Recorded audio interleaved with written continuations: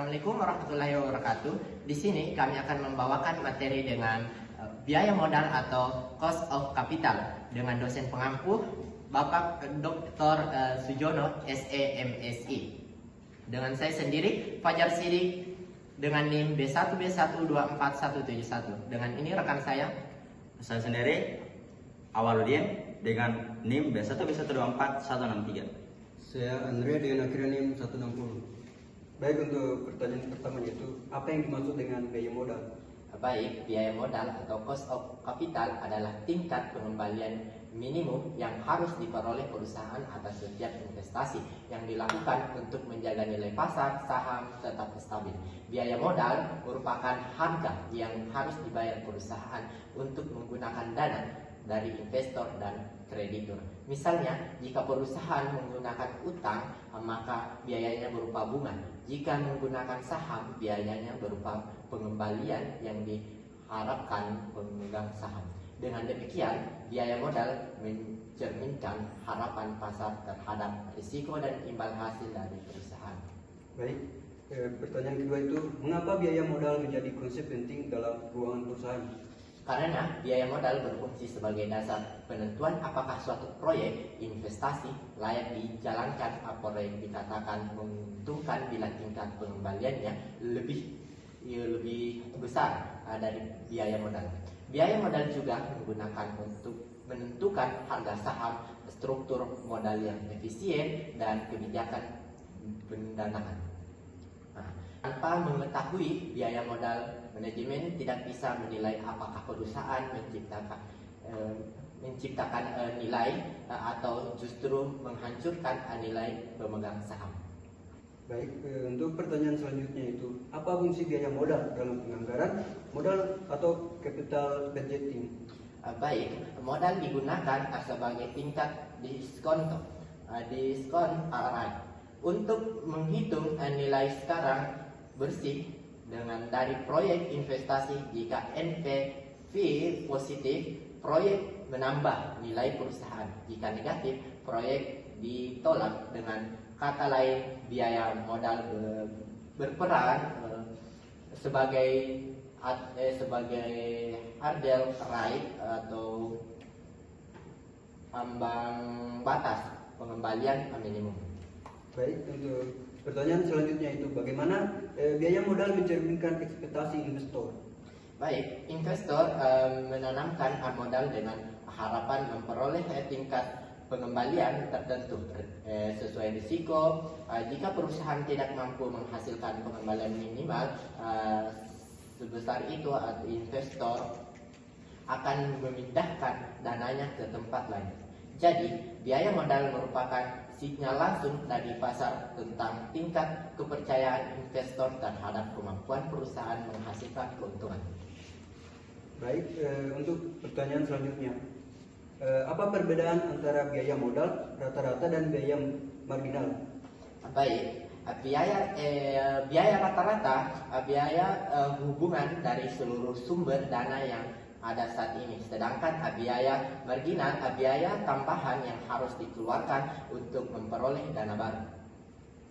Baik, pertanyaan selanjutnya, faktor apa yang mempengaruhi biaya modal suatu perusahaan?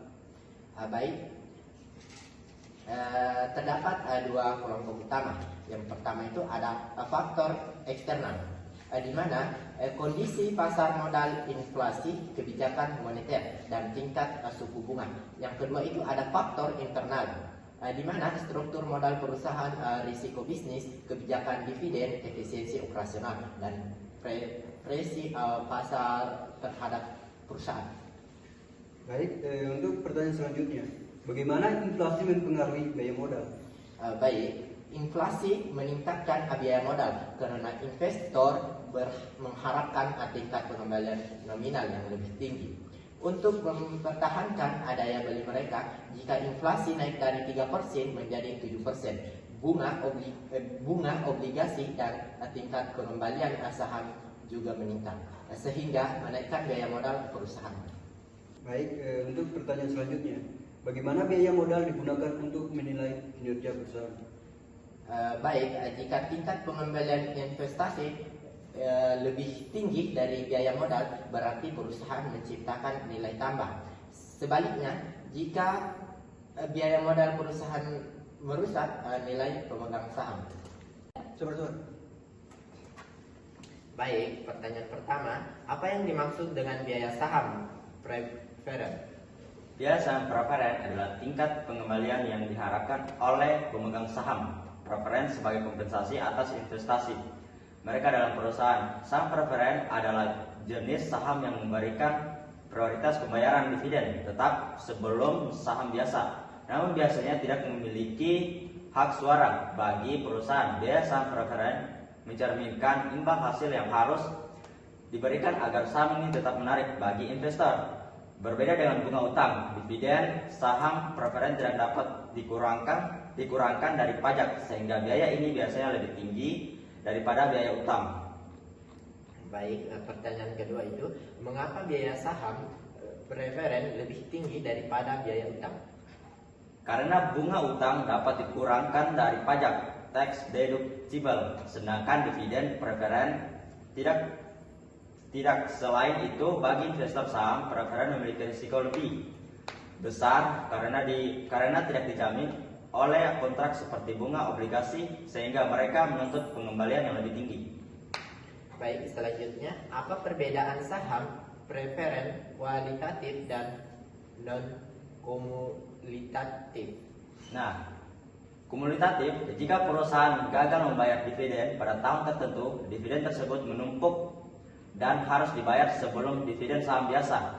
Nah, yang kedua itu non-kumulitatif, dividen yang terlewat tidak perlu dibayar kembali di masa depan. Investor lebih menyukai saham kumulatif karena memberikan jaminan arus kas yang lebih stabil.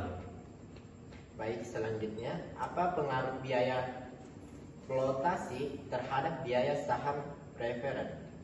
Biaya flotasi adalah biaya penerbitan saham seperti komisi penjamin emisi, biaya administrasi, dan biaya hukum. Flotasi mengurangi dana bersih yang diterima perusahaan sehingga meningkatkan KPK/PKP. Misalnya, jika biaya flotasi 5%, harga jual efektif saham preferen lebih rendah dari nilai pasarnya, menaikkan biaya modal perusahaan. Baik, selanjutnya, mengapa saham preferen disebut instrumen hibrida? Karena saham preferen memiliki karakteristik campuran antara utang dan ekuitas. Seperti utang memberikan pendapatan tetap berupa dividen, seperti ekuitas tidak memiliki tanggal jatuh tempo dan tidak mewajibkan pembayaran dividen secara hukum. Baik, pertanyaan selanjutnya, apa keuntungan penerbitan saham preferen bagi perusahaan? Nah, yang pertama itu memberikan modal permanen tanpa meningkatkan risiko gagal bayar. Yang kedua, tidak ada kewajiban hukum pembayaran dividen, lebih fleksibel dibandingkan bunga. Yang ketiga, dapat digunakan menjadi keseimbangan struktur modal. Yang keempat, tidak mengubah kendali manajerial seperti penerbitan saham biasa baru. Baik, kita mulai ke pertanyaan pertama. Apa yang dimaksud dengan WACC? Baik, WACC adalah rata-rata tertimbang dari seluruh biaya modal yang digunakan perusahaan, termasuk biaya utang, biaya saham preferen, dan biaya ekuitas. WACC menunjukkan tingkat pengembalian minimum yang harus dicapai perusahaan agar nilai pasarnya terus menurun. Dengan kata lain, WACC adalah harga keseluruhan dari dana yang diperoleh perusahaan dari berbagai sumber modal dengan mempertimbangkan bobot atau proporsi masing-masing sumber dalam struktur modal. Baik, pertanyaan kedua. Apa fungsi utama WACC dalam manajemen keuangan? Fungsi utama WACC adalah sebagai tingkat skonto atau diskon rate dalam evaluasi proyek investasi. Jika tingkat pengembalian proyek melebihi WACC, proyek tersebut menambahkan nilai bagi perusahaan. Sebaliknya, jika pengembaliannya di bawah WACC, proyek merugikan karena tidak menutupi biaya modal yang digunakan. Selain itu, WACC juga digunakan untuk menilai efisiensi struktur modal, mengukur kinerja manajemen dalam menciptakan nilai pemegang saham, membandingkan pendanaan dari berbagai sumber. Baik, pertanyaan selanjutnya itu, mengapa WACC sering disebut cut off rate? Karena WACC menjadi batas minimal tingkat pengembalian proyek investasi agar proyek diterima. Proyek dengan expected return lebih tinggi dari WACC akan meningkatkan nilai perusahaan, sedangkan proyek dengan expected return lebih rendah akan menurunkan nilai perusahaan. Baik, pertanyaan selanjutnya, apa hubungan antara struktur modal dan WACC? Struktur modal yang optimal adalah kombinasi antara utang dan ekuitas yang minimalkan WACC. Pada awalnya, menambahkan utang bisa menurunkan WACC karena bunga dapat dikurangkan dari pajak atau tax shield. Namun jika proporsi uang terlalu besar, risiko kebangkrutan meningkat dan biaya ekuitas naik, yang justru meningkatkan WACC. Jadi struktur modal optimal terjadi ketika tambahan utang tidak lagi menurunkan WACC. Baik, pertanyaan selanjutnya, apa perbedaan bobot historis dan bobot target dalam menghitung WACC?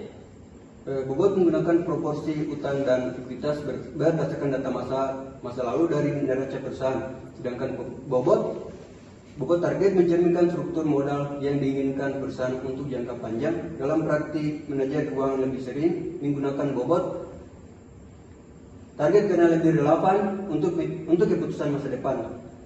Pertanyaan selanjutnya, bagaimana pajak memengaruhi WACC? Bunga utang dapat dikurangkan dari laba kena pajak, menciptakan penghematan pajak yang disebut tax shield.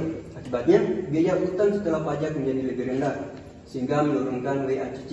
Secara keseluruhan, inilah salah satu alasan utama perusahaan menggunakan utang dalam struktur modalnya. Pertanyaan selanjutnya, mengapa biaya ekuitas memiliki bobot besar dalam WACC?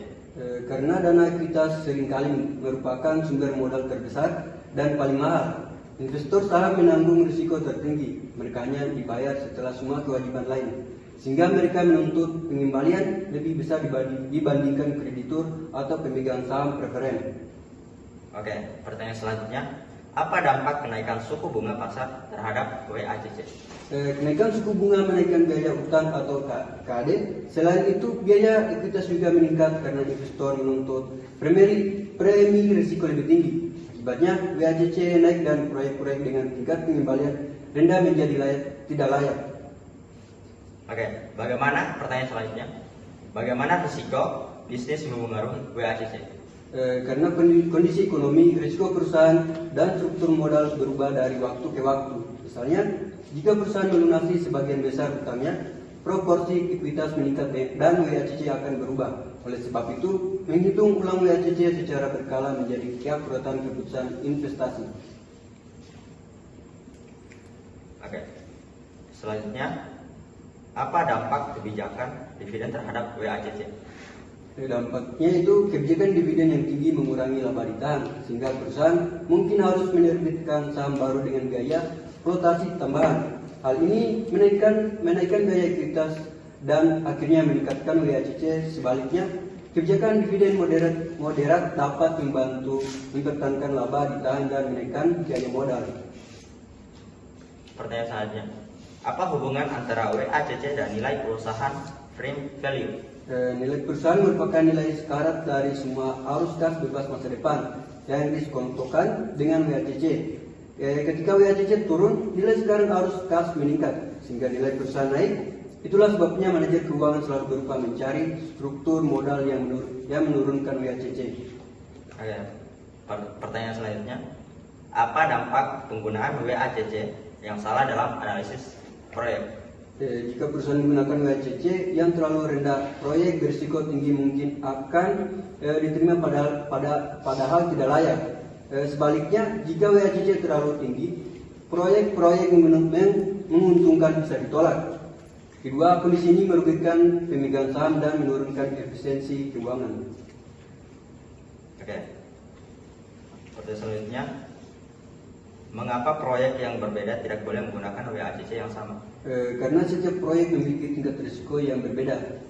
Proyek berisiko tinggi, misalnya investasi teknologi baru, harus menggunakan WACC yang lebih tinggi dibandingkan proyek rutin, misalnya perawatan mesin.